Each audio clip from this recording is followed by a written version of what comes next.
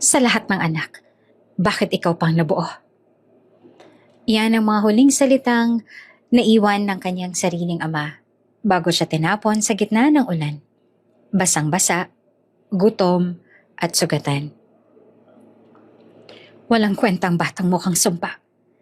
Masisira lang ang pangalan ko sa'yo. Lumipas ang mga taon.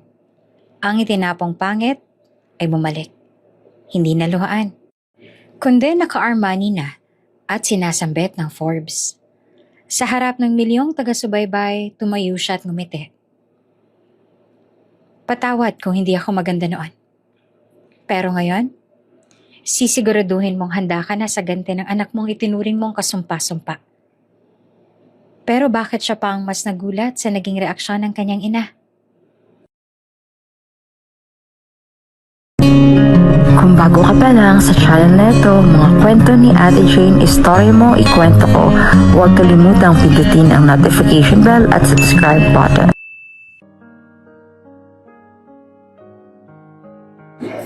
Sa isang lumang bahay sa gilid ng baryo, umuugong ang hangin sa mga siwang ng dingding. Sa silong ng bahay, kung saan malamig, madilim at amoy lupa, doon nakatago si Lyra. Isang batang 6 na taong gulang, payat, maputla, at may malaking nunal sa kaliwang pisngi. Hindi lamang iyon, may kakaibang kapansanan din ang balat niya. Parang may paltos na minsang namamaga at namumula. Mula sa siwang ng kahoy, tanaw niya ang liwanag mula sa sala, kung saan masayang naglalaro ang kapatid niyang si Nina. Maganda si Nina. Makinis ang balat, maamong muka, at palaging nakabihis ng magagara. Tuwang-tuwa nga si Veronica, ang kanilang ina, habang sinusuotan si Nina ng bagong damit mula sa bayan. Anak, tingnan mo, bagay na bagay sa iyong kulay rosas, para kang prinsesa. Wika ni Veronica, habang inaayos ang buhok ni Nina. Napangiti naman si Lyra sa tanawin. Umaasang tatawagin din siya ng ina. Pero bago pa siya makalabas mula sa silong, narinig niya ang malamig at mapanuyang tinig ni Veronica. Hoy, Lyra! Anong ginagawa mo dyan sa siwang? Baka madumihan mo pa yung sahig. Lumabas si Lyra, nakayuko, habang pinupunasan ng kamay sa lumang saya. Inay, pwede rin po ba ako magsuot ng damit na maganda? Mahina niyang tanong. Napangiwi si Veronica. Tinapunan siya ng tingin mula ulo hanggang paa, tsaka nagsalita ng mabigat. Sa lahat ng anak, bakit ba ikaw pang nabuo? Tingnan mo ang itsura mo.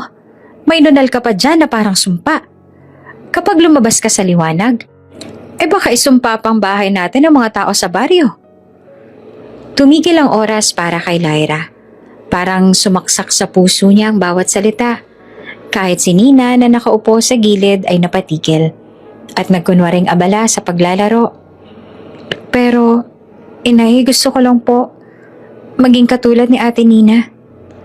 Garalgal ang boses ni Lyra. Lumapit si Veronica. Inabot ang pisngi ni Lyra, pero hindi para haplusin, kundi para madiing kalabitin ng nunal. Makinig ka, Lyra. Hindi ka isang anak na maipagmamalaki. Habang buhay, dito ka lang sa silong. Huwag kang magpapakita sa mga bisita at huwag na huwag mong iisipin na pareho kayo ng ate mo. Napaatras si Lyra, ramdam ang init ng luha sa kanyang mata. Ngunit bago pa siya makabalik sa silong, narinig niya na ang huling salita mula sa ina.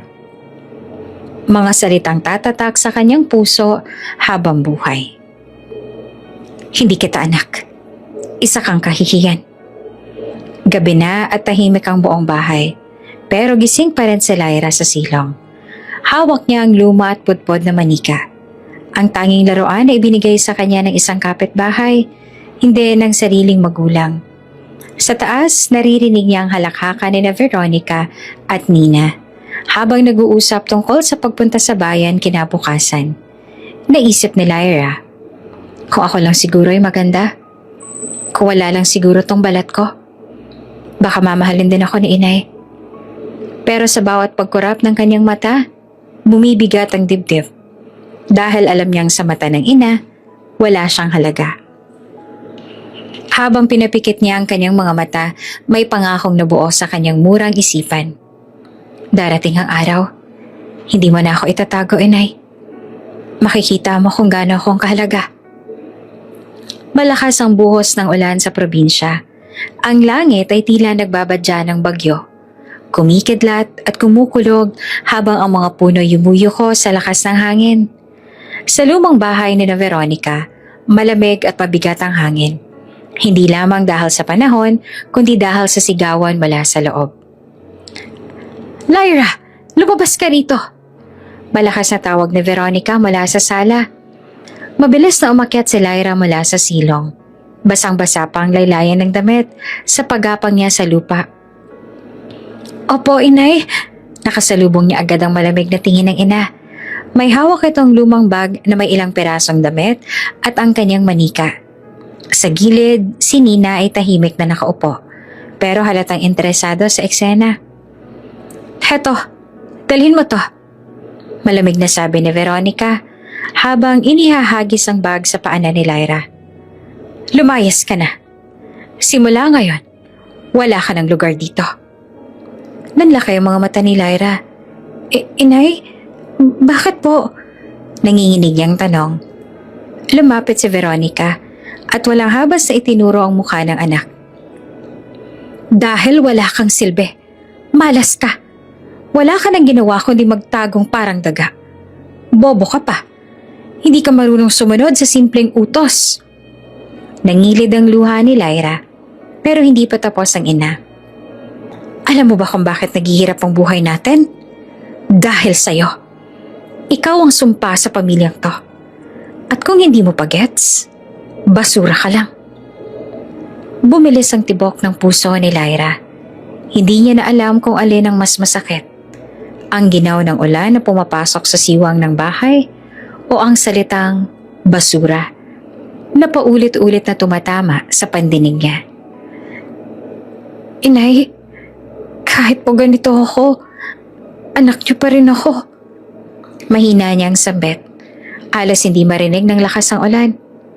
Hindi, sigaw ni Veronica. Sabay tulak sa kanya papalabas ang pinto. Hindi kita anak. Hindi ko kailangan ng pabigat.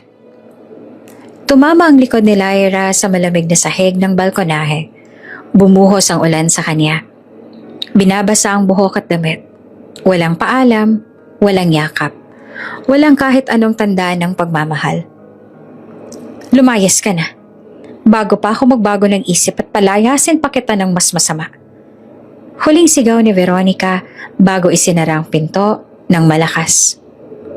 Lumakad si Lyra sa gitna ng ulan. Yakap ang lumang manika at ang maliit na bag. Sa bawat hakbang, ramdam niya ang putik na sumasadsad sa kanyang mga paa at ang lamig na bumabaon sa kanyang buto. Basura ka lang.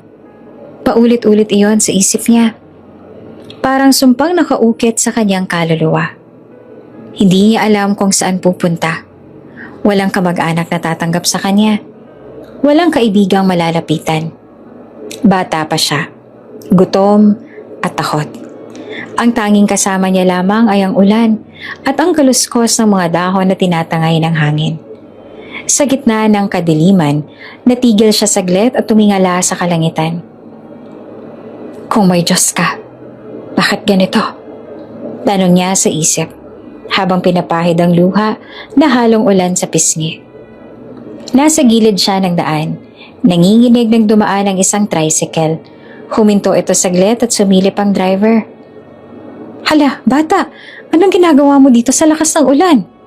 Tanong nito. Pero mabilis din siyang iniwan ng walang hintay ng sagot. Mas lalo lang siyang nakaramdam ng pag-iisa. Sa dulo ng kalsada, nakita niyang liwanag mula sa isang lumang waiting shed. Doon siya tumakbo, nanginginig sa lamig, at umupo sa sulok habang tinatabunan ng bag ang kanyang dibdib. Hindi niya alam kung hanggang kailan siya doon. Basta ang alam niya lang, wala na siyang uuwi ang bahay. At sa ilalim ng dilim at ulan ng gabing yon, isinara ni Lyra ang kaniyang mga mata. Hindi pa niya alam, pero iyon ang magiging simula ng pagbabago ng kaniyang kapalaran. Mataas na ang baha sa gilid ng kalsada at patuloy pa rin ang pagbuhos ng ulan. Mag-aalas 8 na ng gabi. At sa waiting shed kung saan nagkukubli si Lyra, unti-unti na siyang giniginaw hanggang sa mangitim ang kaniyang mga labi. Nakapikit siya, yakap-yakap ang lumang manika. Nang biglang may humintong itim na kotse sa harap ng waiting shed. Bumukas ang pintuan at mula rito ay bumaba ang isang lalaking nakapayong. Puti ang buhok, marangal ang tindig, at may aura ng taong sanay ng mag-utos pero malamiging tingin ang mga mata hanggang makita niya si Lyra. Aba, bata, anong ginagawa mo rito? Mababa at malumanay ang boses ng lalaki. Tumingala si Lyra. Nanginginig at halos hindi makapagsalita. Wala na po akong uuwian. Mahina niyang sagot. Lumapit ang matanda. Inilapit ang payong sa kanya at tinakpan ang buong katawan niya mula sa ulan. Anong pangalan mo? Lyra po. Tinitigan siya ng matanda. Parang may hinahanap sa mukha niya. Lyra? Bulong nito bago tumikim. Sumama ka sa akin. Hindi ligtas dito para sa isang bata. Sa loob ng sasakyan, amoy ni Lyra ang malinis na leather seat at nararamdaman niya ang init ng heater. Binuksan ng lalaki ang glove compartment at naglabas ng tuwalya. Iniabot iyon sa kanya. Punasan mo yung buhok mo. Baka magkasakit ka. Tahimik lang siyang sumunod. Pinupunasan ng sarili habang pasulyap-sulyap sa lalaki. Hindi niya alam kung bakit siya sumama. Hindi ba't sabi ni inay, huwag bastang sumama sa iba? Pero may kakaibang pakiramdam siya. Parang ligtas siya sa presensya nito. Pagdating nila sa isang malaking bahay sa Maynila, sinalubong sila ng isang matabang kasambahay. Sir Dante, Diyos ko, basang-basa ang bata. Dalhin mo siya sa guest room. Magpainit ka ng sabaw at maganda ka ng bagong damit. Utos ng lalaki na ngayon alam na ni Lyra ang pangalan, si Dante. Habang tinutulungan siya ng kasambahay, rinig ni Lyra ang boses ni Dante sa telepono. Oo, may nakita akong bata sa kalsada. Oo, mag-isa lang. Hindi ko kayang iwan. Ayusin mo lahat ng papeles para sa temporary custody. Nabigla si Lyra. Temporary custody? Ibig sabihin ba nun, dito na siya titira? Kinabukasan, nagising siya sa malambot na kama. Ang unan ay amoy sabon at may kortinang kulay puti na dumadampi sa hangin mula sa bintana.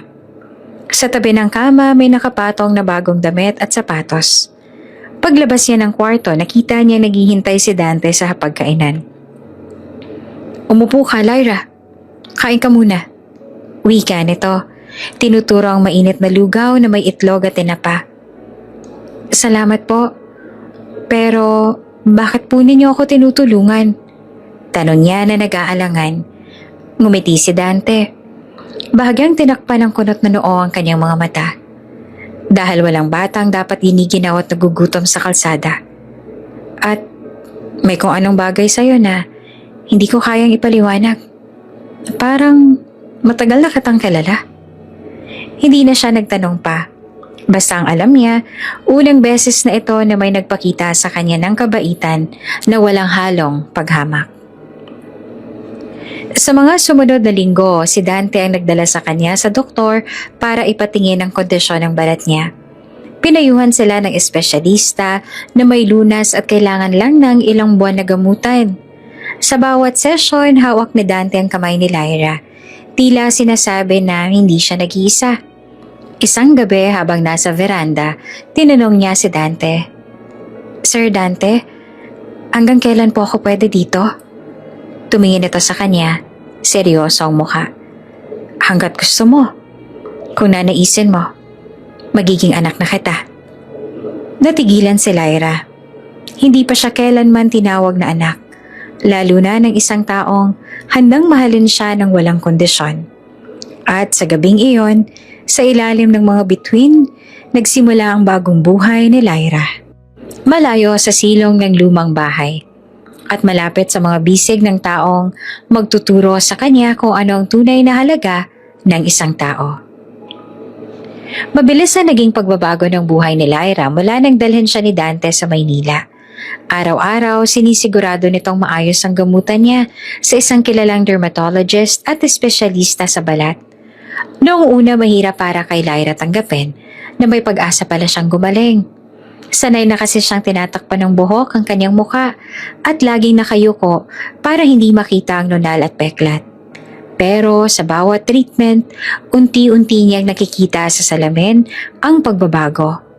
Hindi lamang sa balat niya, kundi pati na sa mga mata niya. Isang umaga matapos ang ilang buwan ng gamutan, lumabas siya mula sa klinika na may ngiti sa labi. Wala na ang pulang peklat at ang banal na dating dahilan ng kanyang pagtaboy ay halos hindi nakita. Para siyang bagong tao. Lyra, sabi ni Dante habang nag-aalmusal sila.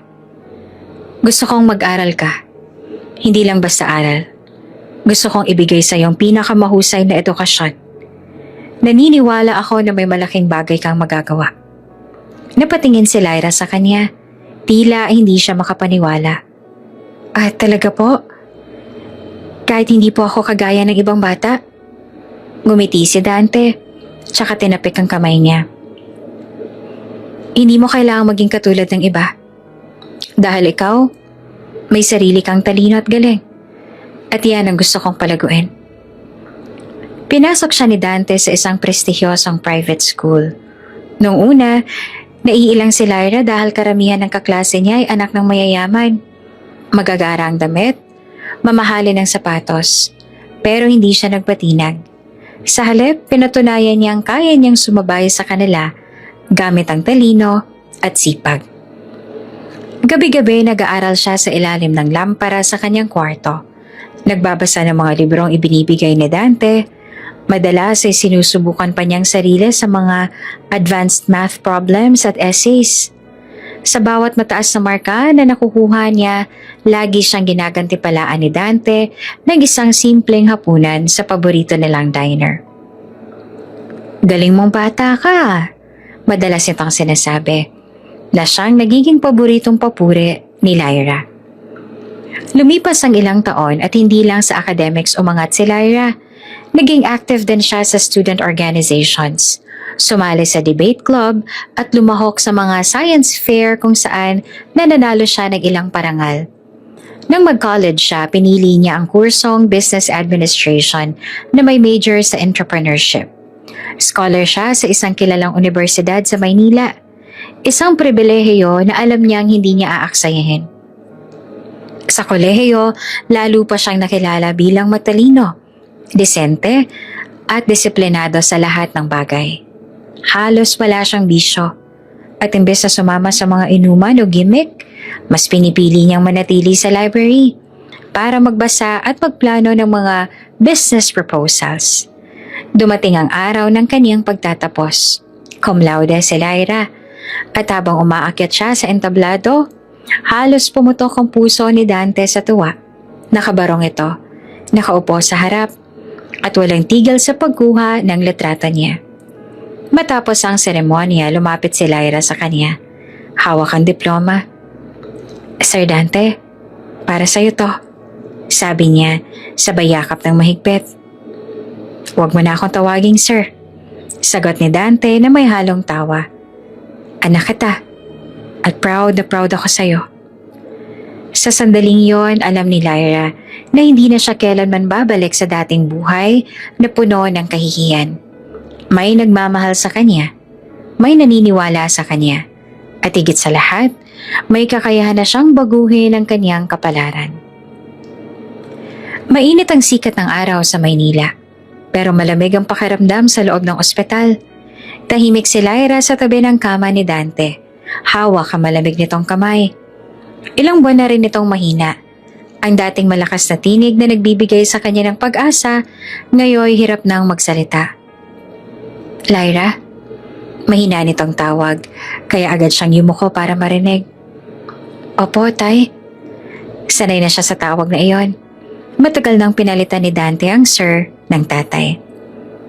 Kung sakali mang wala na ako, gusto kong ipagpatuloy mo ang lahat ng sinimulan ko. Mahinang sabi nito habang pinipilit ngumiti. Hindi lamang negosyo, kundi ang layunin natin magbigay ng oportunidad sa mga taong gaya mo noon, walang tinig, walang paniniwala sa sarili. Napakagatlabi si Lyra, pinipigil ang luha. Huwag po kayo magsalita ng ganyan. Gagaling pa kayo. Ngunit alam nilang pareho ang totoo. Ang sakit ni Dante ay mabilis na kumakain sa kanyang lakas at walang kayang gawin kahit ang pinakamahal na ospital. Ilang linggo matapos ang huling pag-uusap na yon, pumanaw si Dante sa kanyang pagtulog. Sa burol dumalo ang mga kaibigan, dating kasamahan sa negosyo at mga taong tinulungan niya. Lahat ay may parehong kwento. Si Dante ay taong marunong magbigay at marunong magtiwala. Sa gitna ng pagluluksa, tinawag si Lyra ng abogado ni Dante. May iniwan pong last will and testament si Sir Dante. Wika nito. Sa pribadong silid, binasa ng abogado ang nilalaman. Sa aking yaman, negosyo at lahat ng ari-arian.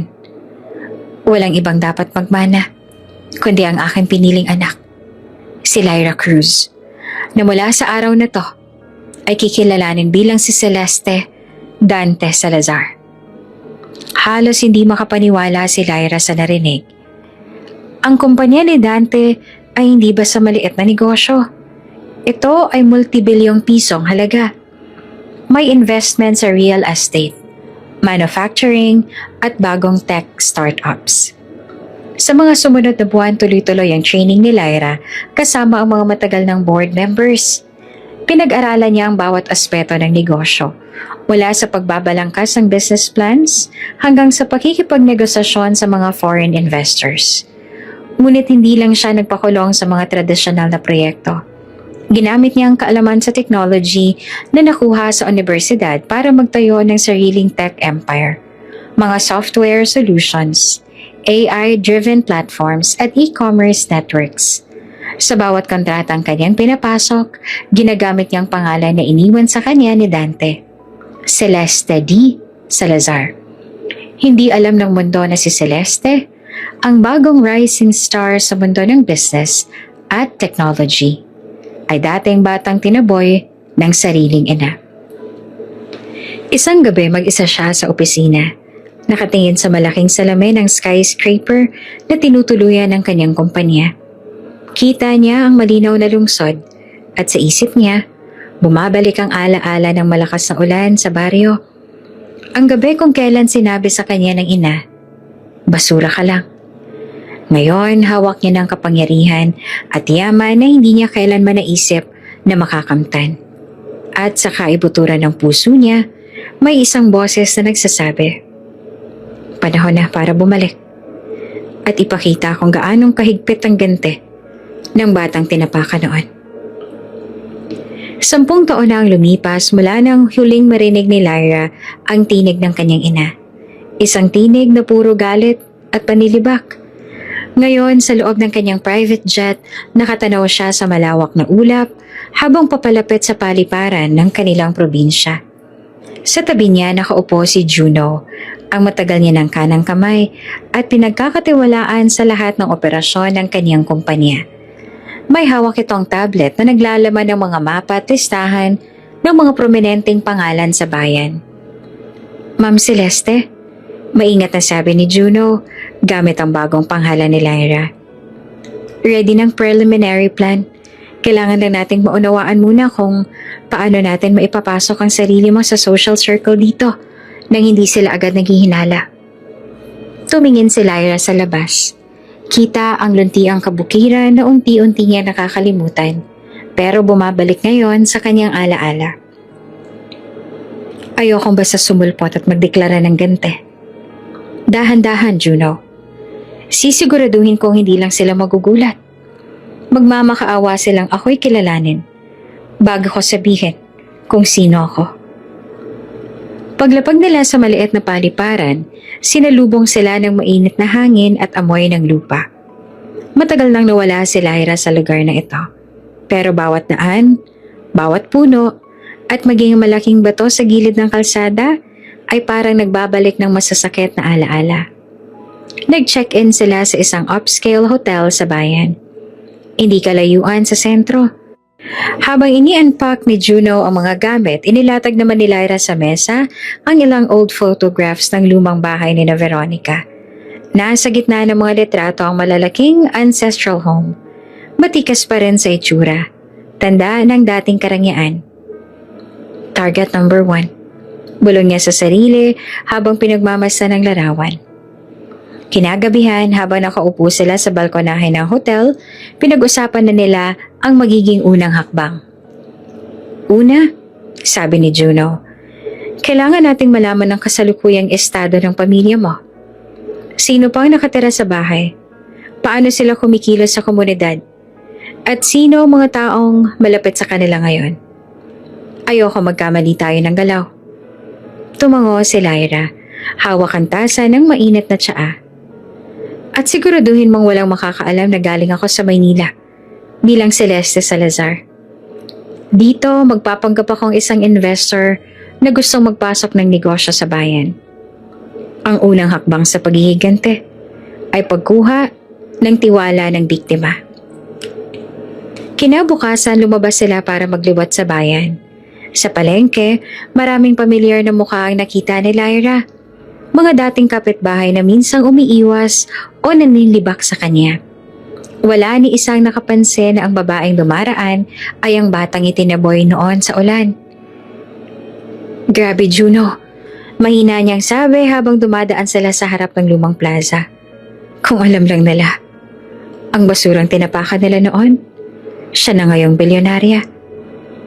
Pagbalik sa hotel, inilabas ni Lyra mula sa kanyang bag ang isang lumang manika. Kupas na at may punit sa gilid. Ito lamang ang naiwan sa kanya noong gabing tinaboy siya. Pinisil niya ito at muling tumitig sa larawan ng kanyang ina sa folder. Inay, mahina niyang sambit, halos parang panata. Hindi na ako uuwi para magmakaawa sa'yo. Uuwi ako para tanggalin ang pangalan mo sa pedestal na ikaw mismo ang itinayo. Sa katahimikan ng gabi, nagsimula ang plano. Hindi sa sigawan o galit, kundi sa malamig at maingat na hakbang ng isang babaeng marunong maghintay ng tamang oras para gumante.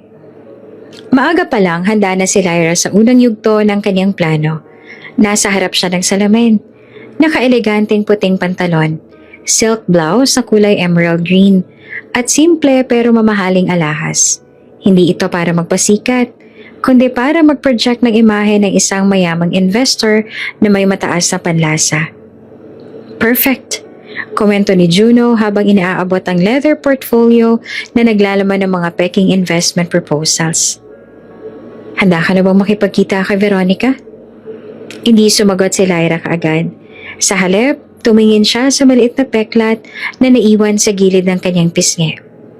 Sa isang bakas ng kanyang nakaraan na kahit advanced treatment ay hindi tuluyang naalis. Oo, at gusto kong makita niya to. Kahit hindi niya alam kung bakit. Dumating sila sa lumang opisina ng negosyo ni Veronica. Isang matandang gusali ito na may faded na signage. Sa loob, mababakas pa rin ang pilit na karangyaan. Malalaking painting sa dingding, marmol na sahig na may gasgas, at chandelier na halatang hindi na nalilinis. Pagpasok ni Lyra, sinulubong siya ng sekretarya. Magandang umaga po, ma'am. May appointment po ba kayo? Ngumiti si Lyra ng professional. Yes, Celeste Salazar. May meeting ako kay Mrs. Veronica Cruz. Ilang minuto lang, lumabas ang isang babaeng nasa late 50s. Maayos pa rin ang bihis at may hawak na mamahaling abaniko. Nang magtama ang kanilang mga mata, parang bumagal ang oras para kay Lyra. Si Veronica, ang babaeng nagtaboy sa kanya sa ulan. Ang tinawag siyang sumpa. Ngumiti si Veronica, isang ngiting may halong pagsusuri. So, ikaw pala si Miss Salazar. Pasok ka. Umupo sila sa maliit na conference table. habang nagpapaliwanag si Lyra tungkol sa investment project para raw i-develop ang isang luxury resort sa probinsya. Ramdam niyang sinusuyod ng mga mata ni Veronica ang kaniyang mukha. Hanggang sa mapansin ito ang maliit na peklat. Bulong ni Veronica. Halos hindi naririnig pero malinaw ang tono ng pangmamata. Maganda ka sana kung wala yung peklat. Parang may matalim na kutsilyong tumusok sa puso ni Lyra. Sa isang iglap, bumalik ang lahat ng alaala. Ang gabi ng ulan, ang tinig na puno ng puot, at ang salitang, basura ka lang. Pero ngayon, hindi na siya batang iyak ng iyak. Ngumiti siya. Kontrolado ang galit. Small flaw, Mrs. Cruz. But sometimes, imperfections make something unique and unforgettable. Hindi alam ni Veronica kung gaanong ka-unforgettable ang batang tinapakan niya noon. Matapos ang meeting habang nag-aabot ng kamay para magpaalam, muling tiningnan ni Veronica ang peklat ni Lyra at gumisi ng tipid. I like her proposal. Let's talk again. Soon. Paglabas nila ng gusali, maigpit ang hawak ni Lyra sa portfolio. Hindi niya ako nakilala, Juno. Pero kahit hindi niya alam kung sino ako, minata pa rin niya ang peklat ko. Wala talaga nagbago. Tumingin si Juno sa kanya. Then, that means your plan is right on track. Huminto si Lyra sa gitna ng kalsada, tumingin sa langit at marahang umiti. Isang ngiting puno ng pangako. Oo, Juno. At sa susunod naming pagkikita, mas titindi pa ang magiging laro. Maagang dumating si Juno sa hotel suite na tinutuluyan nila sa bayan. Hawak nito ang makapal na folder at may kasamang flash drive. Ma'am, seryosong bungad niya. Kompleto ng report tungkol kina Nina at Veronica. Bumabaon sa upuan si Lyra, hawak ang tasa ng kape. Let's hear it. Binuksan ni Juno ang folder. Lumabas ang ilang larawan at dokumento. Unahin natin si Nina. Sa surface level, mukha pa rin siyang maayos ang buhay. Magaganda ang post sa social media. Puro travel at high-end dinners. Pero sa likod nun, inilapit ni Juno ang bank statement printout. Malaking utang sa credit cards, 3 sasakyan na hindi pa bayad, at ilang luxury items na nakasanla. Napataas ang kilay ni Lyra, pero hindi kumibo. Currently, tuloy pa ni Juno, may relasyon siya sa isang mayor mula sa katabing probinsya. Base sa mga source natin, mukhang nakasalalay ang buong financial stability niya sa lalaking yon. Kapag umatras ang mayor, tapos na ang magarang buhay niya. Huminga ng malalim si Lyra bago tumingin sa susunod na parte ng report. And Veronica? Hinugot ni Juno ang isang papel na may detalyadong summary. Tiklop ng negosyo. Ilang taon nang bumababa ang kita. Naibenta ng ilang assets para mabayaran ng operational expenses. Pero ayon sa mga nakapanayam natin, wala pa ring pagbabago sa ugali. Arrogante, mataas ang pride, at laging pinagmamalaki na may darating ni investor na magliligtas sa kanila. Bahagyang ngumiti si Lyra. Malamig at walang emosyon sa mata. Investor? Ibig sabihin, ako yon sa paningin niya. Maganda. Sa isip niya, siya ang nakahanap ng lifeline.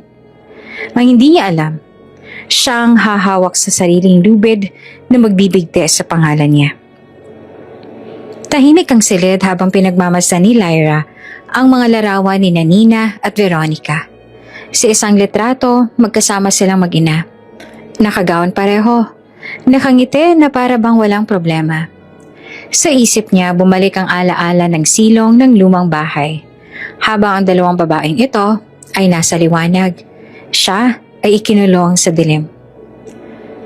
Juno, mahinang utos niya. Ayusin mo lahat ng paraan para makapasok tayo sa paligid nila. Hindi muna tayo gagawa ng ingay. Uunahin nating alamin kung gaano na silang kasabik sa tulong bago natin bawiin ang lahat. Tumango si Juno. Yes, ma'am. Habang isinasara ni Lyra ang folder, mas tumibay sa loob niya ang panata.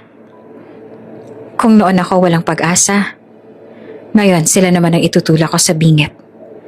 At ako mismo ang hahawak ng kapalaran nila. Mag-aalas 3 ng hapon, nakaupo si Lyra sa loob ng kanilang hotel suite, nakabukas ang laptop, at may nakalatag na 3 makapal na folder sa harap. Nasa kabilang upuan si Juno, nakasuot ng itim na blazer, hawak ang tablet na puno ng mga legal documents. Ma'am, panimula ni Juno, handa ng lahat ng front companies. May 3 dummy corporations na gagamitin natin para bilhin ang mga lupa at bahay ni Veronica. Lahat nakapangalan sa iba't ibang tao. Walang koneksyon sa pangalan mong Celeste Salazar. Tahimik na ngumiti si Lyra habang sinisipat ang mga dokumento. Good. Siguraduhin mong malinis ang trail. Ayokong kahit sinong abogado nila ay makadiskubre na ako ang tunay na may-ari. Sa loob ng 3 linggo, sunod-sunod ang ginawang hakbang ni Lyra at ni Juno. Una, inutusan nila ang isang ahente mula sa Maynila na magpakilalang kinatawan ng isang Manila-based developer. Ang pitch, bibili ng lupa para raw sa Eco Resort Project. Malaki ang presyo at cash ang bayad. Isinunod naman ang isa pang dummy buyer. Isang negosyanteng nagpapanggap na gustong gawing agricultural hub ang ilang lupain. At sa huli, isang investment firm na formal na nag-offer para bilhin mismong ancestral home na may plano raw gawing heritage museum. Hindi nagtagal, dumating ang araw ng pagpirma ng mga papeles. Sa isang maliit na law office sa bayan, dumating si Veronica na nakapulbot mamahaling scarf, pero halatang may pagod sa mga mata. Nakipagkamay siya sa mga kinatawan ng mga dummy corporations na hindi niya alam ay mga tao ni Lyra. Are you sure about this, Mrs. Cruz? Tanong ng abogado habang inaabot ang mga kontrata. Of course, sagot ni Veronica. Medyo mayabang pa rin. Magandang deal ito. At least may fresh capital na para sa mga plano ko. Isa-isa niyang pinirmahan ang mga kontrata. Walang alinlangang ibinenta ang mga lupain at ang bahay na minsang naging dahilan ng pagmamataas niya sa komunidad. Mula sa isang tinted SUV na nakaparada sa tapat ng law office, pinapanood ni Lyra ang eksena. Nakaupo siya sa likod habang hawak ang tablet kung saan naka-live feed mula sa hidden camera ni Juno sa loob ng opisina. Nakita niyang ibinalik ni Veronica ang pen at ngumiti sa mga buyer. Sa loob-loob ni Lyra, kung alam mo lang, ang mga papeles na pinirmahan mo ay tiket mo palabas ng buhay na alam mo. At ako, ang may hawak ng lahat ngayon. Pagkatapos ng permahan, bumalik si Veronica sa kanyang sasakyan. Hindi man lang alam na ang dating tinaboy niyang anak, ang tunay na may-ari ng bahay at lupa niya. Sa hotel, tinanggap ni Lyra mula kay Juno ang buong set ng signed documents. Inayos niya ito. At isa-isang black folder, parang trophy na sa kanyang mata. Juno, mahinang sabi niya habang nakatingin sa folder, ito na ang simula. Hindi ko siya basta-bastang aalisin sa bahay niya. Hahayaan ko muna siyang magplano. Mag-enjoy sa ilusyon na may hawak pa rin siyang kapangyarihan. Bago ko ito wasakin sa harapan niya. Tumango si Juno, bakas ang paghanga sa disiplina ng kanyang boss. You're playing the long game, ma'am. Ngumiti si Lyra. Malamig pero puno ng determinasyon. Ito ang klase ng laban na walang sigawan. Pero sa dulo, siguradong siyang hindi makakahinga. Isang buwan matapos mapirmahan ni Veronica ang lahat ng kontrata, nagsimulang magbago ang anyo ng baryo. Isang araw, maagang nagising si Veronica sa malakas na tunog ng mga makina. Dumudungaw siya sa bintana ng ancestral home. Mga truck at bulldozer ang pumapasok sa bakuran. Bitbit ang mga kahoy na harang at tarp na may nakasulat na Future Site of Salazar Lux Resort and Spa. Opening soon. Napakunot ang noon ni Veronica. Lumabas siya, nakataas ang kilay, at sinalubong ang isang lalaking naka-hard hat. Hoy, anong ibig sabihin nito? Bakit nasa bakuran ko kayo? Maingat na sumagot ang foreman. Ma'am, simula na po ng construction. Nabili na po itong property ng kumpanya namin. May permit at deed of sale na po kami. Permado po ninyo. Parang binuhusan ng malamig na tubig si Veronica. Ano? Dali-dali siyang bumalik sa loob. Kinuha ang kopya ng kontrata at doon niya nakita. Nakasaad nga ang clause na nagbibigay ng karapatan sa bagong may-ari na gagamitin at ide-develop ang lupa anumang paraan. Kinahapunan, dumating si Nina mula sa isang lunch date. Nakita niyang puno ng alikabok ang loob ng bahay at may mga tauhang nagsisimula ng magbaklas ng lumang kisame. Inay, ano to? Sigaw ni Nina. Wala na tayo rito. Mariing sagot ni Veronica. Hawak ang papel na para bang gusto niya itong punitin. Pinili na ng kumpanya ang bahay. Hindi ko alam na ganito ang mangyayari. Paano na? Gulat na tanong ni Nina. Wala na tayong ibang matitirhan. At yung pera? Ginamit ko na para sa pagbabayad ng ibang utang. Putol pa ni Veronica. Mabigat ang boses. 2 linggo lang lumipas at natagpuan ng mag-ina sa isang maliit na barong-barong sa gilid ng bayan. Bahay ng isang malayong kamag-anak na pumayag pansamantala silang patirahin. Malayo ito sa dating marangyang pamumuhay. Masikip, mainit at walang pribadong banyo. Si Nina na nasanay sa aircon at malalambot na kama ay halos mabaliw na sa inis. Inay, hindi pwede akong ganito. Paano kung makita ako ng mga kaibigan ko? Pero si Veronica, kahit halatang nahihirapan ay matigas pa rin ang ulo. Tataasan natin ang tingin natin sa sarili. Babangon tayo. Hindi tayo basta-bastang matitinag ng ganito. Wala ni isa sa kanilang nakakaalam na ang resort na itinayo sa dating bakuran nila ay proyekto ng taong matagal nang may galit sa kanila. Ang batang itinaboy nila sa ulan, na ngayon si Celeste D. Salazar. Mula sa malayo sa loob ng kanyang itim na SUV, pinagmamasa ni Lyra ang lupa na dati niyang tinatapakan bilang alipin sa sariling tahanan. Ngayon, pinapanday ito para maging pinakamalaking luxury hotel sa buong probinsya. Juno, wika niya habang tinatanaw ang demolition. Sa tuwing matatamaan ng martilyo ang mga pader na yan, para bang unti-unti ring nababasag ang trono ni Veronica. Ngumiti si Juno. At wala siyang ideya na ikaw ang may hawak ng martilyo. Hindi pa sumasapit ang gabi, pero kumikislap na ang lungsod na para bang may sariling mga bituin. Sa presidential suite ng hotel kung saan gaganapin ang charity gala ng Salazar Foundation, tahimik na nakaupo si Lyra sa harap ng malawak na salamin. Sa tuwing iikid ang ilaw mula sa chandelier, naglalaro ang kislap sa kanyang pulang gown. Isang telang bumabalot sa katawan niya na parang apoy na may disiplina. Simple lang ang lahas. Paalala ni Juno habang maingat na isinusuot sa kanyang manipis na diamond necklace. Ayaw mong makipag-agawan ng kinang sa mensaheng sasabihin mo. Hindi ako pupunta ron para lang kumislap. Tugon ni Lyra. Kalmado ang tinig. Pupunta ako roon para mag-ukit ng marka.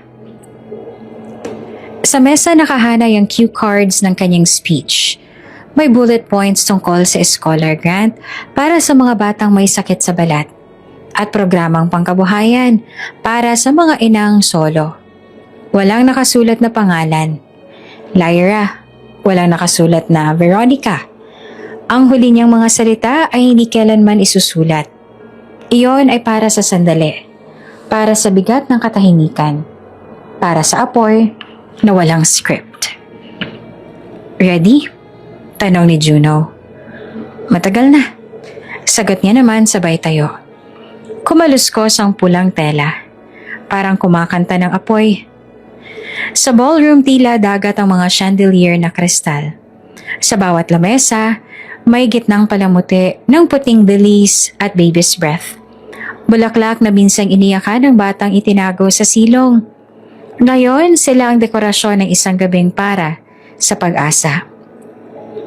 Nagkagulo ang mga kamera, mga negosyante, politiko, at mga personalidad sa lipunan ang naghalo-halo. Sa isang dulo, tahimik na pumasok si Veronica. Naka-ivory na saya at pearl earrings. Tanga ng abaniko na parang scepter. Kasunod niya si Nina. Perpektong buhok, perpektong ngiti, perpektong kumpiyansa. Isang coordinator ang sumalubong. Honored guests, ma'am, banggit ng coordinator. Sabay turo sa inilaang mesa malapit sa gitna. Tumuloy sila at walang sino man na nakababatid na ang babaeng nagpakilala bilang Celeste D. Salazar, ang punong abala, ay ang batang minsang tinawag nilang Malas. Mula sa backstage natanaw ni Lyra ang silhouette ni Veronica. Isang iglap lang, saglit niyang naramdaman ang lamig ng basang ulan sa probinsya. Ang bigat ng salitang, basura ka lang. Ang amoy lupa ng silong, hinihigop niya ang hangin. At ang ngayon niyang kasuotan, pulang apoy, ang nagsisilbing balabal ng kanyang lakas. Q&5, bulong ng stage manager. Juno, wika ni Lyra na hindi inalis ang tingin sa madla. Kapag naglakad ako palabas, walang backup video, walang montage. Boses ko lang at spotlight. Walang sasalo sa akin kundi katotohanan. Copy, sagot ni Juno. At, Lyra, saglit na natigilan ito tsaka tumama ang titig sa maliit na peklat sa gilid ng pisngi ng kausap. Huwag mong itago yan. Hindi ko itatago. Malumanay na sagot naman ni Lyra. Diyan ako nagsimula. Tumunog ang kumpas ng musical director. Tumigil ang usapan. Naghinay ang mga baso sa pagkakalapat. Umakyat si Lyra sa entablado. Dahan-dahan. Maririnig mo ang paghinga ng lahat. Yung uri ng paghingang napuputol sa paghihintay. Magandang gabi po. Panimula niya. Boses na malinis at matatag na dumula sa buong bulwagan.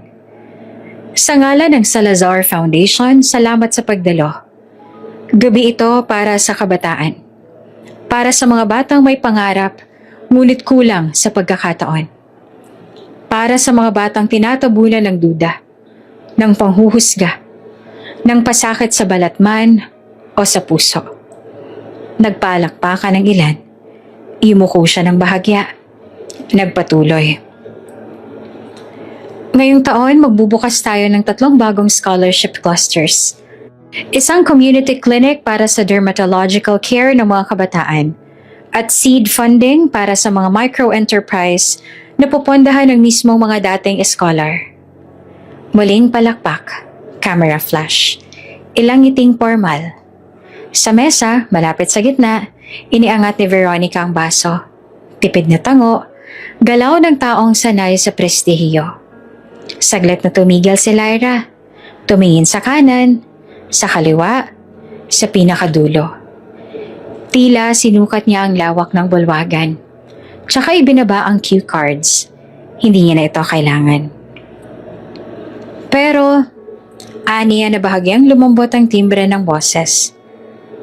May lason sa hangin na matagal kong nalanghap. Isang kwentong hindi ko hinanap. Pero hindi rin ako pinakawalan.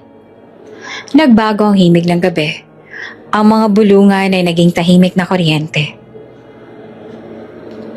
Maraming bata ang hindi kayang umakyat sa entabladong ito.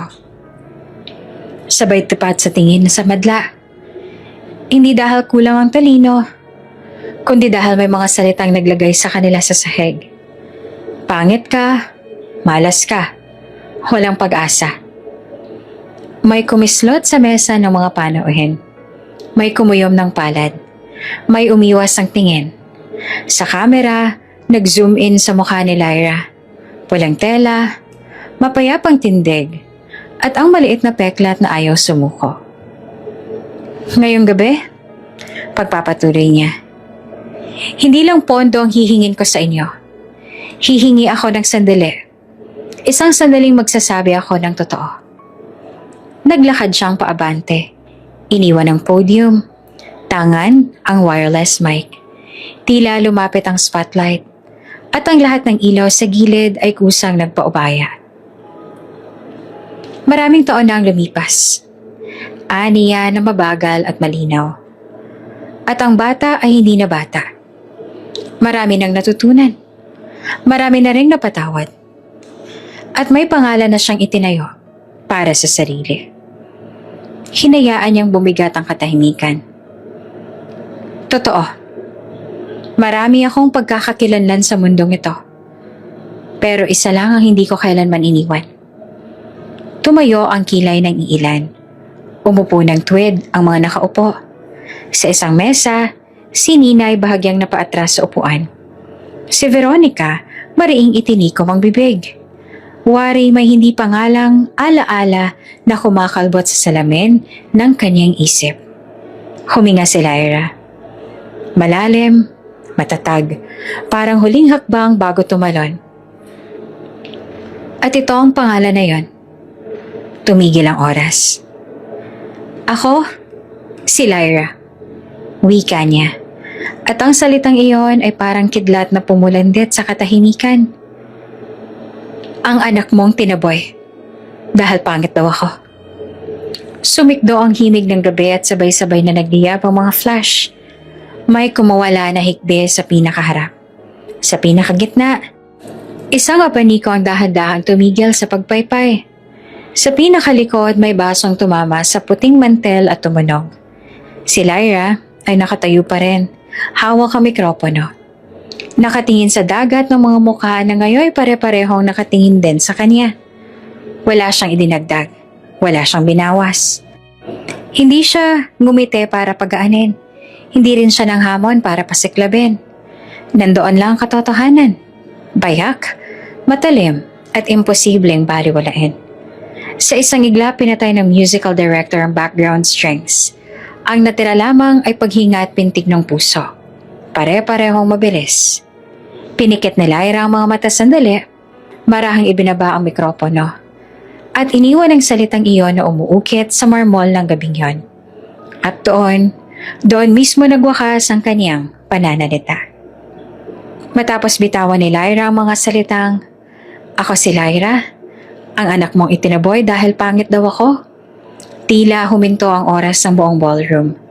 May iilang natigilan sa paghinga. May mga nagbulungan. At ang iba na may tumitig lang sa kanya.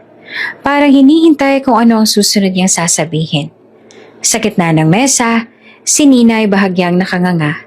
Habang si Veronica naman ay nakatitig kay Lyra na para bang sinusuri ang bawat peraso ng kaniyang mukha. Lumapit si Lyra ng ilang hakbang mula sa entablado. Diretsong tumitig sa mesa ng kanyang ina. At ngayon, dagdag niya, narito ako, hindi para magmakaawa, kundi para ipakita na kahit ang tinawag mong walang silbi, ay kayang tumayo.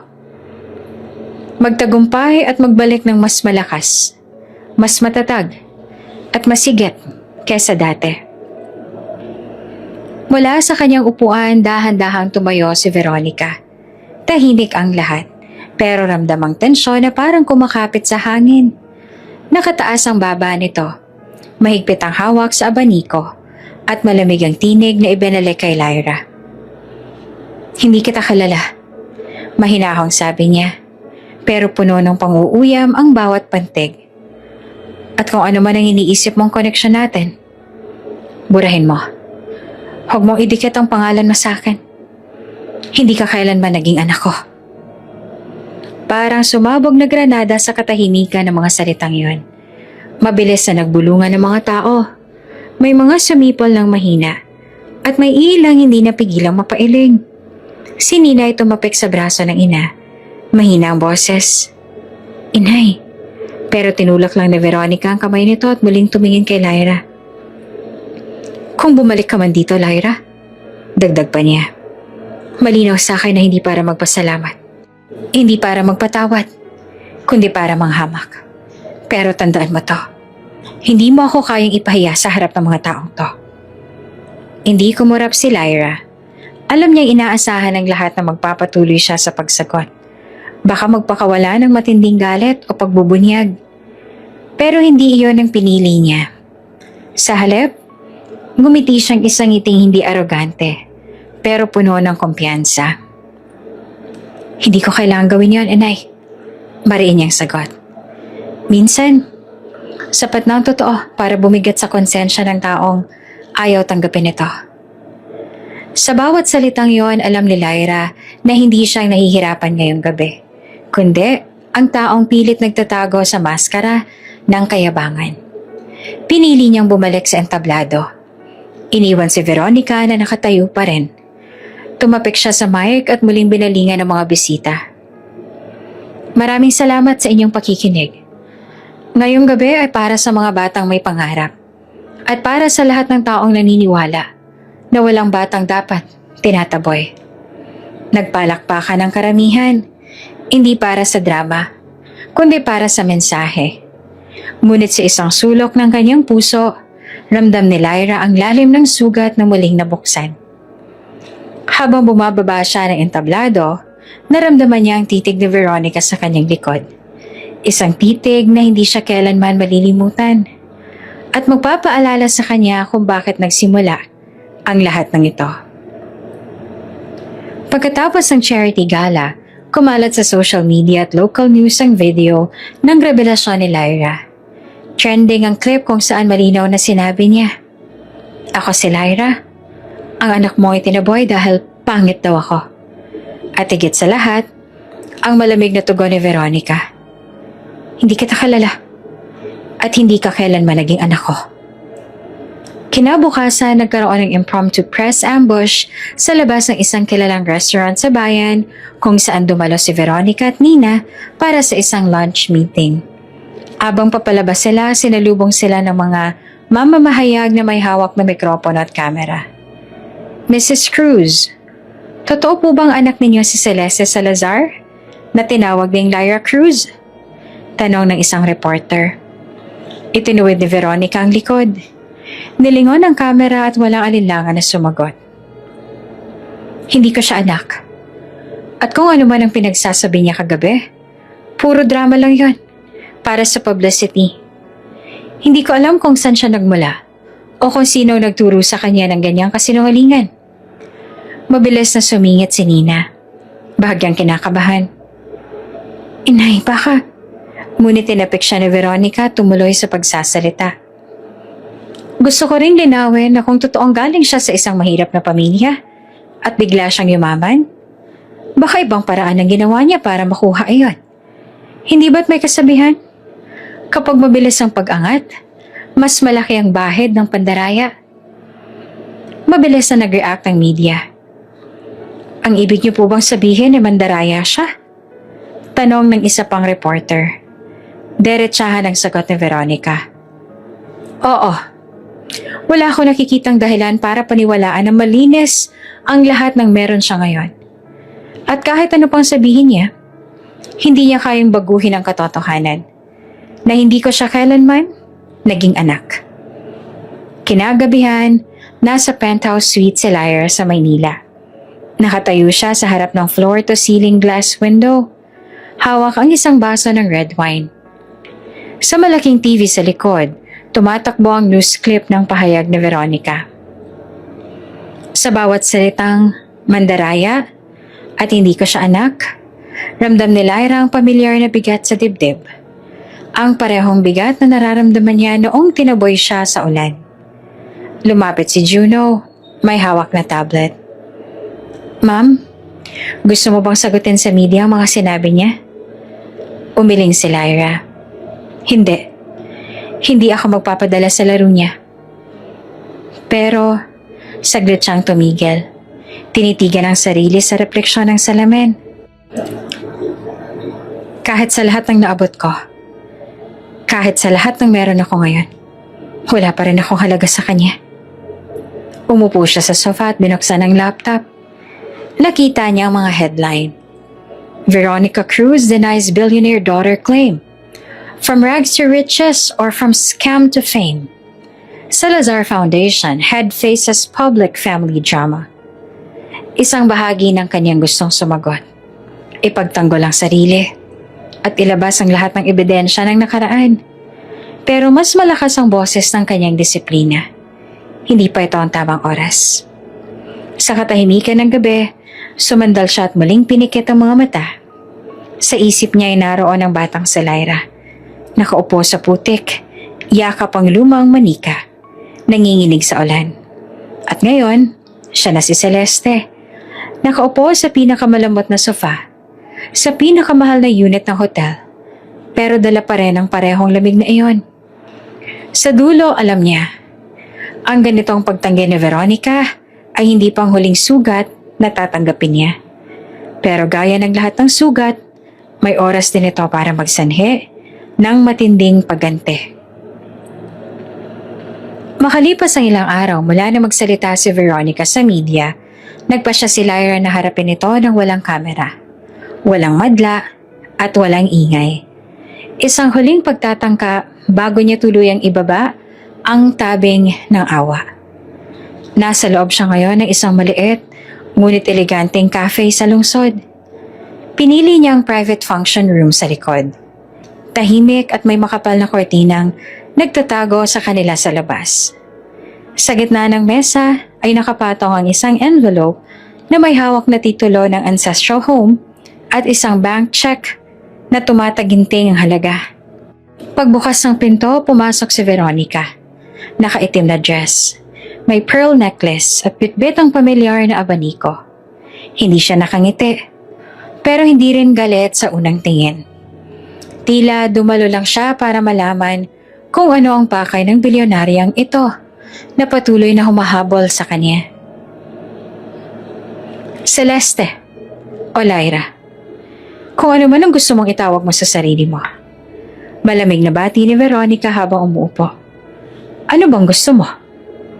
Huminga ng malalim si Lyra, pilit pinapakalma ang puso. Inay, hindi po ako narito para sa gulo. Gusto ko lang ayusin kahit papaano. Itinulak niya ang envelope papalapit. Ito ang titulo ng bahay natin noon. At halaga, sapat para magsimula ka ulit. Ayoko na mag-away pa tayo. Malamig ang tingin ni Veronica habang binubuksan ng envelope.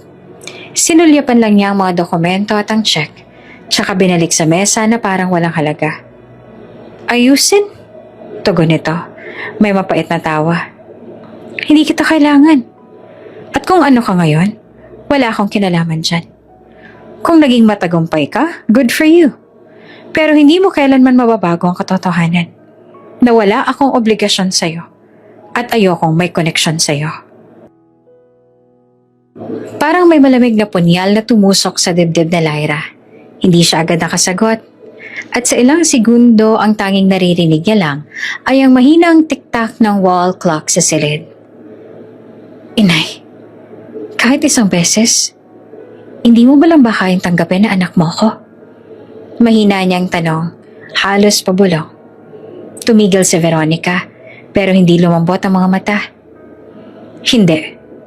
At ayokong ulitin pa. Tumayo si Lyra. Pinulot ang envelope mula sa lamesa. Hindi niya na pinilit ibigay ito. Ramdam niyang wala ng saysay ang anumang material na bagay kung sarado ang puso ng taong pagbibigyan. Bago siya umalis, tumingin siya ng direkta kay Veronica. Salamat. Wika niya. Hindi para sa kabutihan, kundi sa malinaw na sagot. Ngayon alam ko na, walang magbabago. Kahit anong gawin ko. Lumabas siya sa cafe na hindi na lumilingon. Dala ang bigat ng huling pagtanggi na mas masakit pa kaysa sa anumang insultong natanggap niya noon. Kinabukasan hindi nagalit ang bumabalot kay Lyra, kundi isang tahimik na determinasyon. Kung hindi siya tatanggapin ng ina, hindi niya na ipipilit. Pero hindi rin niya hahayaang patuloy nitong gawing sandata ang kayabangan para apihin ng ibang tao. Juno, utos niya habang nakaupo sa opisina ng kanyang main headquarters sa Maynila. Simula na ang pag-pull out ng lahat ng ayuda at proyekto na may kinalaman sa pangalan ni Veronica Cruz at ihanda ang press kit. Tumango si Juno, ngunit nagtanong, "Press kit, ma'am?" Lalabas sa media ang totoo. Hindi lang tungkol sa akin, kundi tungkol sa dahilan kung bakit siya lubog sa utang. Gusto ko matapos ang larong to na walang marumi sa kamay ko. Lahat ng ebidensya, papel, at perma niya mismo ang magsasalita. Ilang araw lang ang lumipas, pumutok sa balita ang headline. Leaked documents reveal Veronica Cruz financial mismanagement. Land sales and loan defaults traced back to Cruz matriarch.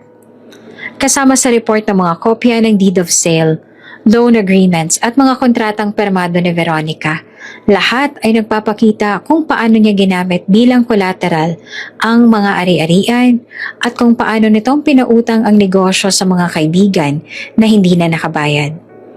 Sa bayan, nagsimula ang pag-ikot ng chismis. Sa palengke, may mga nagbubulungan habang dumaraan si Veronica. Ayun pala, siya mismo ang dahilan ng pagbagsak nila. Grabe, akala ko noon matalino siya sa pera. Sayang, kung hindi lang siguro siya masyadong ma-pride.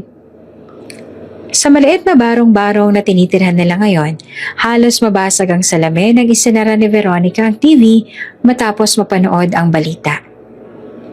Kung sino man ang may pakana nito, hindi niya alam kung sino ang kalaban niya. Sigaw niya pa, pero sa loob-loob niya, alam na alam niya kung sino. Samantala sa Maynila, dumalo si Lyra sa isang business summit bilang keynote speaker. Bago matapos ang kanyang talumpati, binanggit niya ang isang linya na mabilis na kumalat sa social media.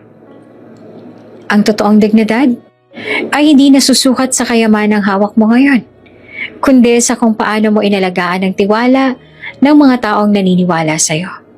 Kapag iyon ay nawala, wala nang saysay ang yaman. Walang binanggit na pangalan, ngunit alam ng lahat kung sino ang tinutukoy niya. Pagbalik sa kanyang opisina, nakatayo si Lyra sa harap ng malaking bintana. Tanawang lungsod na puno ng liwanag. Naramdaman niya ang kakaibang gaan. Para bang natanggal lahat ng bigat sa balikat niya. Akala ko noon, kapag naipakita ko sa kanya kung sino ako ngayon, mawawala ang sakit. Bulong niya sa sarili. Pero hindi pala ganoon. Ang sakit, bahagi na kung sino ako. At natutunan ko ng mabuhay kasama ito. Ngunit hindi pa niya alam na sa mga susunod na araw, may matutuklasan siya na babago sa lahat ng alam niya sa nakaraan. Maaga pa lang ay nasa dating ancestral home na si Lyra. Ang malawak na bakura na minsan ay parang entablado ng kanyang kahihiyan, ngayon ay nababalutan na ng mga telang pangharang, bakal na scaffolding, at akalikabok na kumakapit sa balat. Sa bawat hampas ng maso, tila may lumalagpak na alaala. Ang silong na malamig, ang sahig na kahoy na may siwang, ang halakak sa sala na hindi kailanman para sa kanya. "Ma'am, may mga kahon po sa attic na hindi pa nasasalansan," sabi ng site supervisor habang tinutungo nila ang lumang hagdang kahoy. "Kung may gusto pa po kayong itabi bago tuloy ang ihol, ngayon ang pinakamaraming oras." Tumango si Lyra. "Sige, ako nang titingin. Huwag mo nang gagalawin hanggang makababa ako." Umakyat siya. Sa bawat apak may marahang daing ang baitang. Kilala ng kahoy ang bigat ng kanyang hakbang. Parang kinikilala rin ang bigat ng kanyang pinanggalingan. Pagdating sa pinakataas, sinalubong siya ng amoy ng lumang papel at lumang tela. Ng mga taong matagal nang umalis, ngunit naiwan ng bakas sa alikabok. Nasa dulong sulok ang isang trunk. Tila ba hindi mapaghiwalay ng kalawang at kandado, ngunit nakanganga ng kaunti. Parang nawala ng lakas sa pagprotekta sa laman. Dahan-dahan niya itong binuksan. Bumungad ang mga lumang photo album. Ilang piraso ng tela mula sa bestida at isang notebook na binalot sa telang bugaw. Sa pabalat, Veronica, personal. Napatigal si Lyra. Huminga siya ng malalim bago umupo sa malamig na tabla at dahan-dahang binuklat ang unang pahina. Una ay mga listahan ng gastos, mga pangalan ng bisita sa isang fundraising noon, mga plano para sa negosyo. Wala pa roon ang hinahanap ng kanyang puso. Binaliktad niya ang ilang pahina, hanggang sa tumama sa tinta ang ilaw at lumitaw ang ilang salitang hindi para sa mga mata ng iba. Alam kong mali ito. Araw-araw kong ipinagdarasal na magbago ang puso ko. Ngunit mas malakas ang takot. Pinilit kong kamuhian ang sarili kong anak. Napasapo si Lyra sa bibig. Parang may malamig na kamay na humawak sa kanyang dibdib. Nagpatuloy ang mga linya. Pinipilit kong isipin na sumpa siya. Pangit at walang silbi. Dahil kung yakapin ko siya, kung tatanggapin ko siya, kung hihilingin kong manatili siya, magiging kapalit noon ang kanyang buhay. Nalaglag ang kanyang tingin sa gilid ng pahina, kung saan may mancha ng luha na natuyo. Nanginginig ang mga daliri ni Lyra, habang hinahagod ang sulat kamay. Ibang-iba ang boses na iyon sa matigas na tinig na humahabol-habol sa kanya sa mga alaala. Dito sa tenta, may ina na umiiyak. Humihingi ng paumanhin sa espasyong hindi niya kayang ibigay sa totoong buhay. Nagpatuloy siya sa pagbabasa. Hindi pa rin ibinubunyag ang buong katwiran, ngunit lalong humigpit ang paninindigan ng mga talata. May mga matang nakabasit. May mga aninong sumusunod sa kalsada. May mga tawag sa gabi na walang salita. Puro hinga lang. Puro pananahimik. Sa tuwing lumalabas siya mula sa silong, may kaba sa dibdib ko na parang may sisigaw na pangalan at may dadapa sa lupa. Kaya ako siya tinaboy. Pinili kong maging halimaw sa harap niya upang hindi na siya bumalik. Mas mabuti nang mamuo sa kanya ang galit kesa mamuo sa lupa ang kanyang katahimikan. Tumigil si Lyra, para siyang batang muling naupo sa dilim ng silong. Ngunit ngayon, hawak niya ang ilaw. Isang ilaw na hindi nagpapagaan, ngunit nagpapalinaw. Hindi niya alam kung saan itatapat ang sama ng loob. Sa ina ba na nagparanas sa kanya ng impyerno? O ang mga aninong itinago nito sa pagitan ng mga pahina? Sa ibang pahina, mas banayad ang ritmo. Mga araw na nagmamasid si Veronica mula sa bintana. Mga gabing hindi natutulog. Isinulat ang mga payak na tagpo. Isang itim na sasakyang paulit-ulit na dumaraan sa tapat. Mga hindi kilalang mukha sa palengke na parang pamilyar kinaumagahan. Ang bigat ng isang panaginip kung saan may kamay na humihila sa isang batang babae palayo sa pinto. Hindi ko siya sinira dahil gusto kong manakit. Sinira akong tulay dahil may naghihintay sa kabila. Kapag bumalik siya, may tatawid. Pinikit ni Lyra ang mga mata. Narinig niya ang mahihinang yabag ng mga trabahador sa ibaba. Ang tikim na natatangay ng alikabok. Ang mundo sa atik ay parang maliit na bote na may bagyong nakakulong. Umiikot ang hangin ng mga salita. At siya, ang gitnang pinipihit ng puwersa. Ilang sandali pa muli niyang hinaplos ang pahina. Doon ay nakasulat ang pangungusap na parang latigo at yakap sa iisang hagod. Pinilit kong kamuhian ang sarili kong anak para hindi na siya bumalik. Dahil kapag bumalik siya, mamamatay siya. Hindi binanggit kung sino ang mananakit, kung saan, kung paano. Walang pangalan. Walang detaling idinugtong na magpapako ng hiwaga sa isang mukha. Pawang pagbanta lamang. Pawang pangungusap na nagpasya para sa kanya. Subalit sapat ang bigat na ito para yumuko ang kanyang leeg at kumawala ang luha. Hindi na tulad ng luhang dati humihingi. Luha na ito ngayon ng isang taong nakarinig ng kabuuang dahilan. Ngunit iniwang bukas ang pinto ng tanong. Ma'am, sigaw mula sa baba. Ayos ang po ba kayo dyan? Mabilis niyang pinahira ng mata. Ayos ang ako. Sagot niya at halos pabulong. At muling tumitig sa mga pahina. Pinagdugtong-dugtong niya sa isip ang mga peraso. Ang matinding pagtanggi ng kanyang ina sa harap ng lahat. Ang walang habag na salita. Ang bigat ng hiya. At ngayon, isang lihim na nagmumula sa takot at proteksyong hindi marunong magmahal ng tahimik. Isinara ni Lyra ang diary, tsaka dahan-dahang niyakap iyon.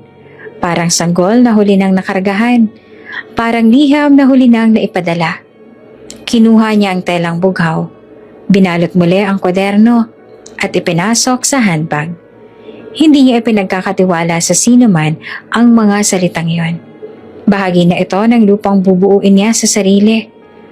Pagbaba niya mula sa atik, humalo sa hangin ng init ng araw at alikabok ng demolisyon. Sa bakuran may pader na muling gumuho. Isang bahagi ng kusina. At kumalat ang amoy ng lumang kahoy. Napatitig siya roon.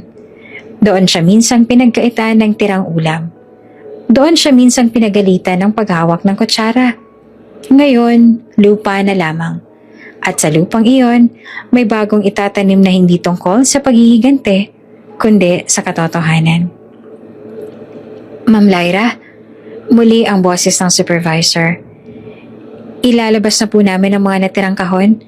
May ipapatabi pa po ba kayo? Wala na. Wika niya. Mahina, ngunit tiyak. Nakuha ko ng pinakamahalaga. Lumakad siya hanggang makalabas ng bakuran. Sa labas ng tarpaulin, sumalubong ang hangin mula sa bukid. Doon siya huminto, tumitig sa malayo, at marahang tinapik ang handbag na kinaroroonan ng diary. Sa unang pagkakataon, alam niyang may ibang anyo ang kanyang hinaharap. Hindi lamang ito banggaan ng yabang at ganting plano, kundi pagharap sa isang boses na piniling maging halimaw upang maging panangga. Hindi niya alam ang lahat. Hindi pa. Ngunit alam niya kung ano ang susunod. Hindi pahayag sa media, hindi press release, hindi papel, kundi pag-upo sa tabi ng kama ng isang taong palaging malamig sa kanya. At pagbasa ng mga salitang hindi nito na ibulalas ng harapan. Inay, mahina niyang winika, halos hindi marinig ng hangin.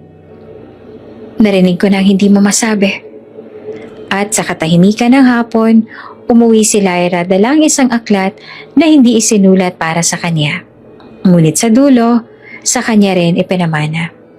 Ang diary na magsisilbing huling tinig ng isang inang marunong magmahal sa paraang mali.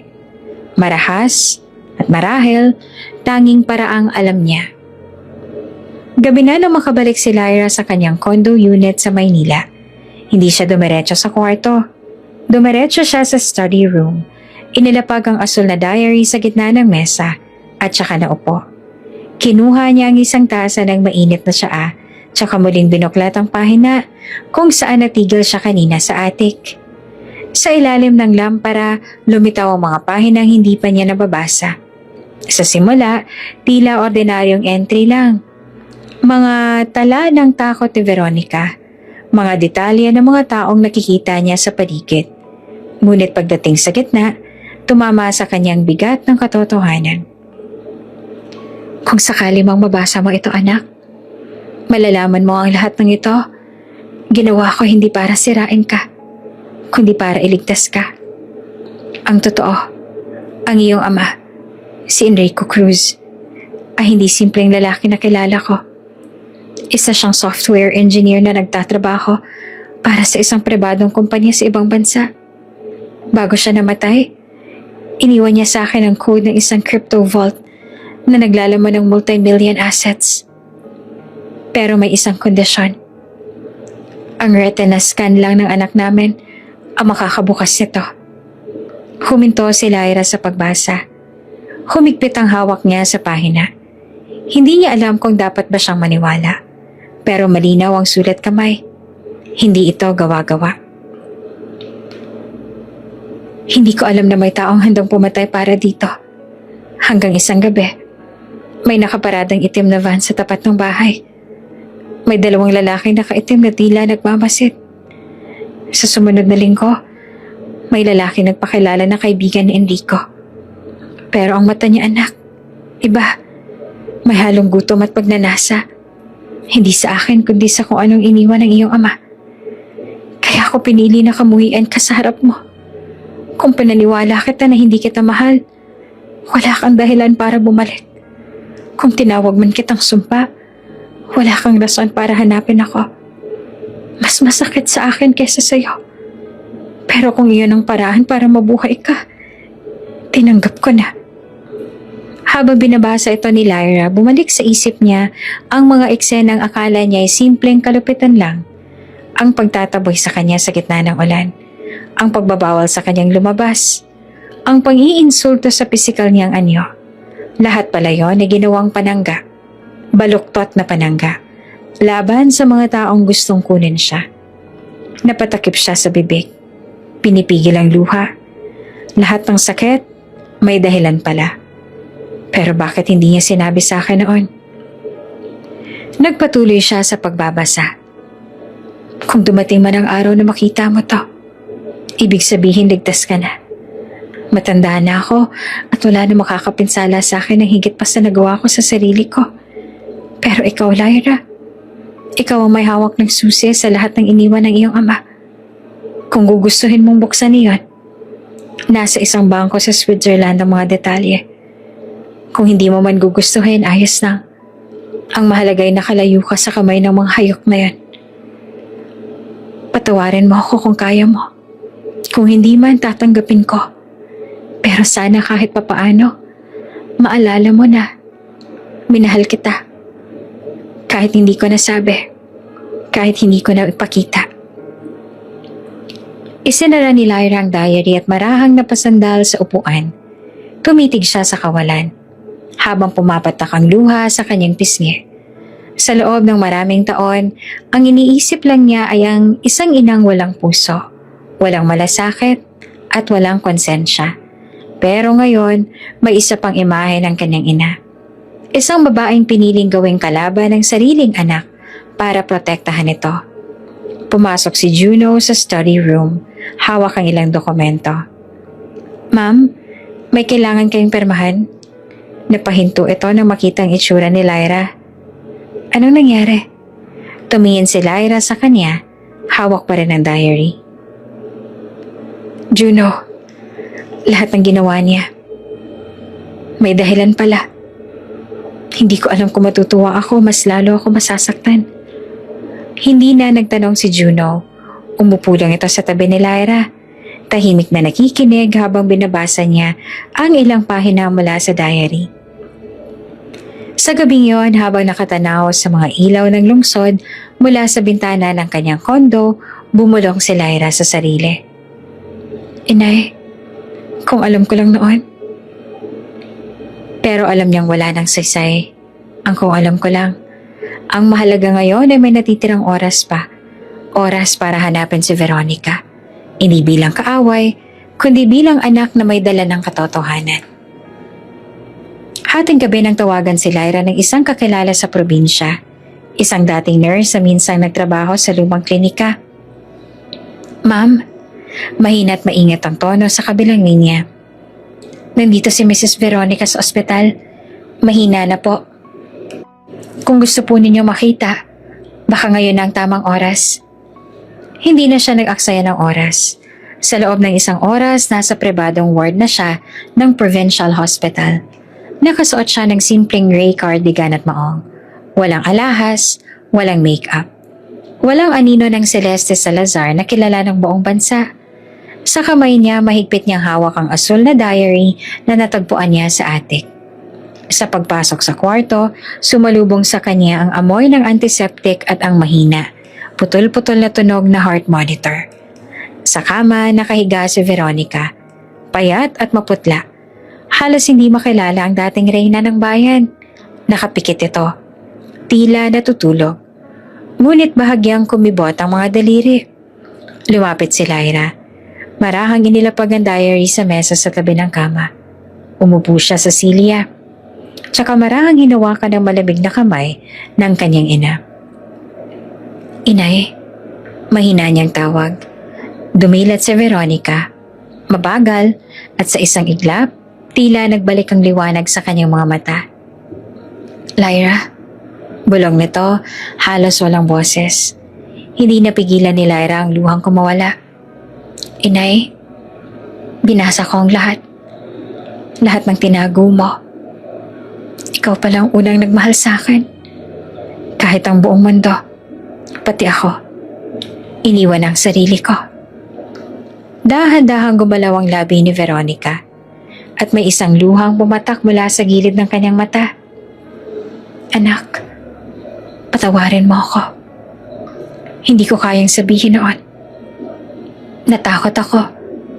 Natakot ako na kapag nalaman mo, mas gugustuhin mong manatili kahit alam mo may kapalit na buhay mo. Humigpit ang hawak ni Lyra sa kamay nito. Inay, sana sinabi mo.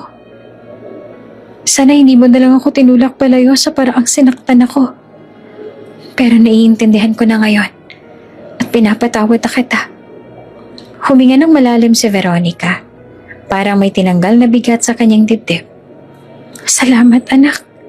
Salamat. Sandaling katahimikan ang sumunod. Tanging tunog ng makina at mahihinang hinga ang naririnig. Lumapit si Lyra at marahang niyakap ang kanyang ina. Para bang gusto niyang ipabaon sa init ng kanyang bisig ang lahat ng panahong hindi sila nagkasama.